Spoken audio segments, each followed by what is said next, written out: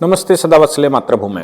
आज हम लोग एक ऐसी घटना की चर्चा करने जा रहे हैं जो कि बड़ी शर्मनाक तो है ही, और ये भी लग रहा है कि भारत में एजुकेशन का मतलब क्या है।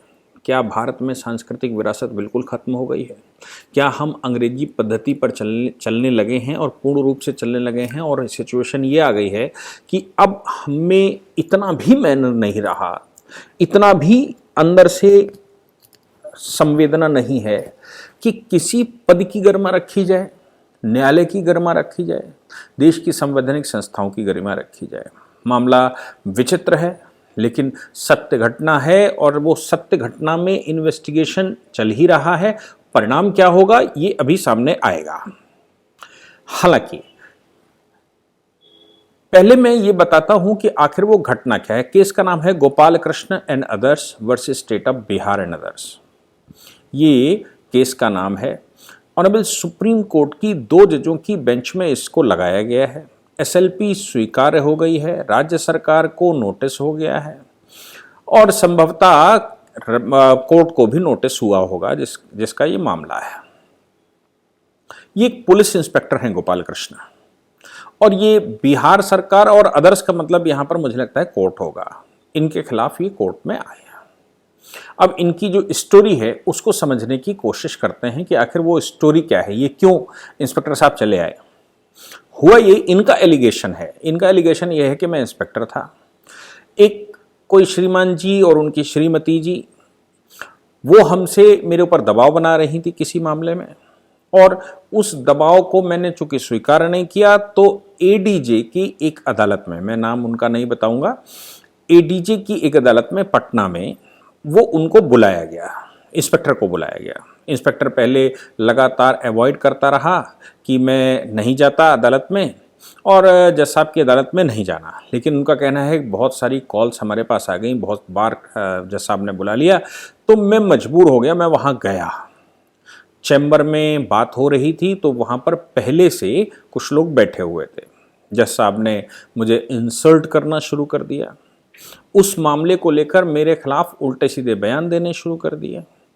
मैंने जब डिफेंड किया और उनके खिलाफ बोल दिया तो फिर मुझे अब्यूज़ करने लगे, और यहाँ तक कि उन्होंने मारपीट कर दी।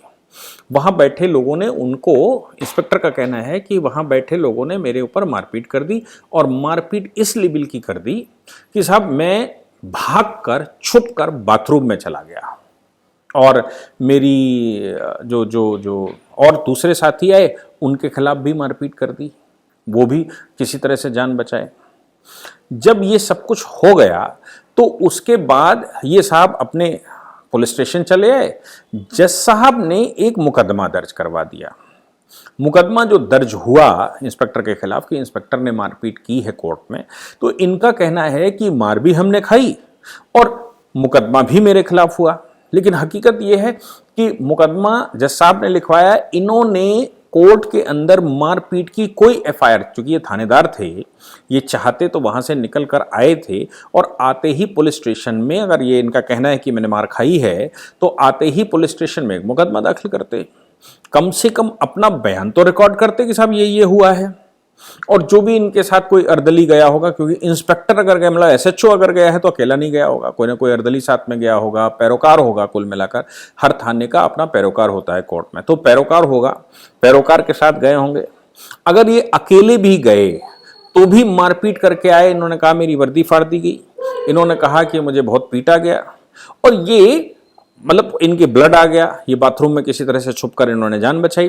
फिर ये वहाँ से निकले होंगे, तो न्यायालय में जब फूटा फाटा कोई व्यक्ति निकला होगा तो ऐसा तो नहीं कि वर्दी सिलकर जज साहब ने इनको भेजा हो, ऐसा भी नहीं है कि इनका सिर फूटा हो तो जज साहब ने इनकी वो पहले से ड्रेसिंग करके भेजा हो।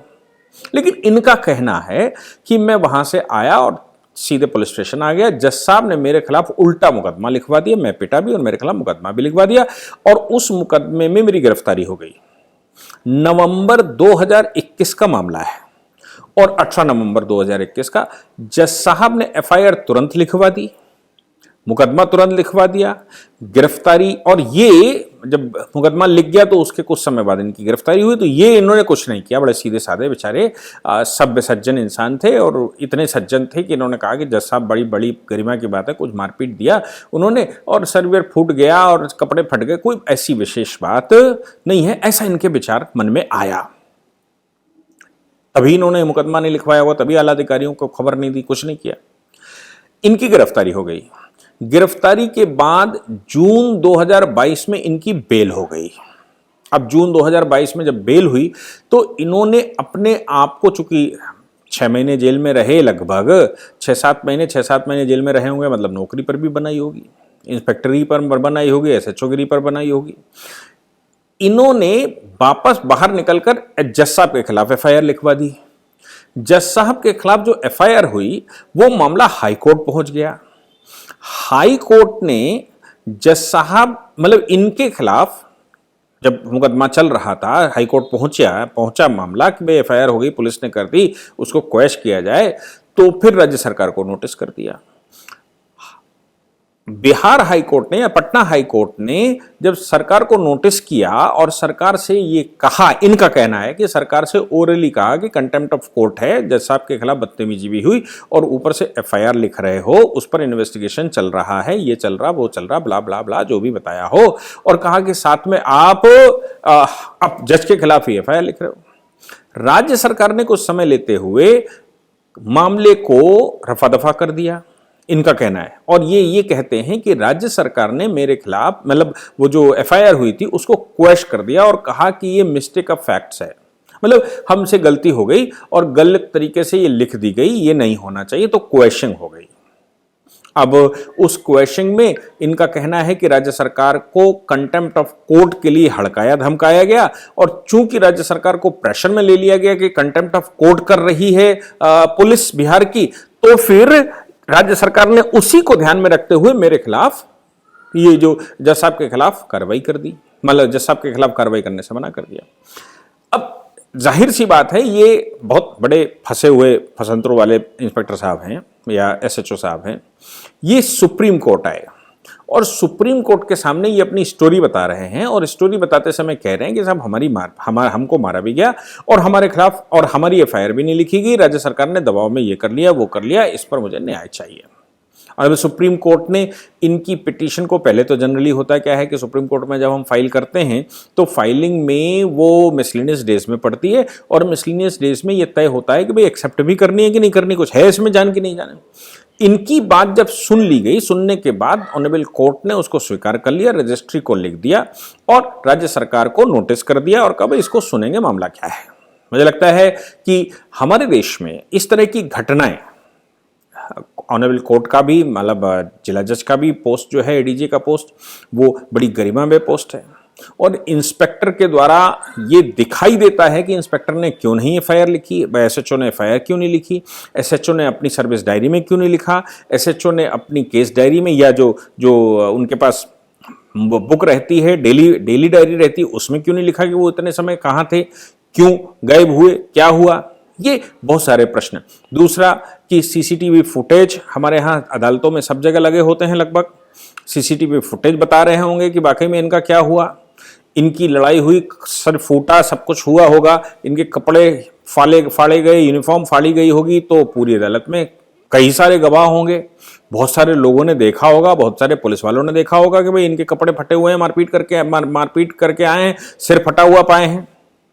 ये सब कुछ दर्शाता है कि एसएचओ साहब कुछ न कुछ गड़बड़ करके आए हैं और एसएचओ जो एफआईआर पहले एडीजी ने करवा दी थी, वो एफआईआर में कुछ सत्यता है, उस पर इन्वेस्टिगेशन चल ही रहा है, उस पर ट्रायल भी चलना शुरू हो गया होगा, इनकी गिरफ्तारी भी हुई, चार्जशीट भी लगी होगी, इनकी बेल भी 6-7 महीने बाद हुई, तो फिर ये अब अपने आप को बचाने के लिए उल्टी स्टोरी बनाकर, ऐसा लगता है कि उल्टी स्टोरी बनाकर माननीय न्यायालय के पास आए। सुप्रीम कोर्ट ने, हालांकि सुप्रीम कोर्ट सबका संरक्षक है, इसलिए सुप्रीम कोर्ट ने इनकी सुनने के लिए, इनकी पिटीशन को सुनने के लिए हामी भर दी है और राज्य सरकार को बुला लिया है। ये घटनाएं नहीं होनी चाहिए, ये घटनाएं इस तरह की बाहर आनी भी नहीं चाहिए, क्योंकि इंस्टीट्यूशंस को बचाना हम सबकी जिम्मेवारी बनती है। अगर इंस्टीट्यूशन में बैठा कोई व्यक्ति कुछ गड़बड़ करता है, कोई भी व्यक्ति, मैं कहूँ सुप्रीम कोर्ट में कुछ गड़बड़ हो रही है, हाई कोर्ट में गड़बड़ हो रही है, नीचे के कोर्ट में हो रही है, पुलिस सिस्टम में कुछ गड़बड़ हो रही, इन गड़बड़ियों के आधार पर पूरे सिस्टम पर प्रश्न नहीं खड़ा किया जा सकता और जो गड़बड़ी है उसको सुधारना हमारी आपकी जिम्मेवारी बनती है। उस इंस्टीट्यूशन को, व्यवस्था को डिस्ट्रॉय करना हम डिस्ट्रॉय करना कहीं कोई तरीका नहीं है। बस उसका तरीका उसको सुधार करना है। सुधार करने के लिए एक व्यक्तित्व निर्माण की आवश्यकता पड़ती है और वो व्यक्ति उसको सही करेगा। इस तरह की घटनाएं हमारे देश में नहीं होनी चाहिए, लेकिन होती हैं, तो मुझे लगा कि आप लोगों को अपडेट करूं कि आखिर क्या माजरा था, क्योंकि मीडिया ने उसको पकड़ लिया है और रिपोर्टिंग उसकी हो गई है, तो फिर मुझे लगा कि आप लोगों को सूचना। जय हिंद, जय भारत, वंदे मातरम।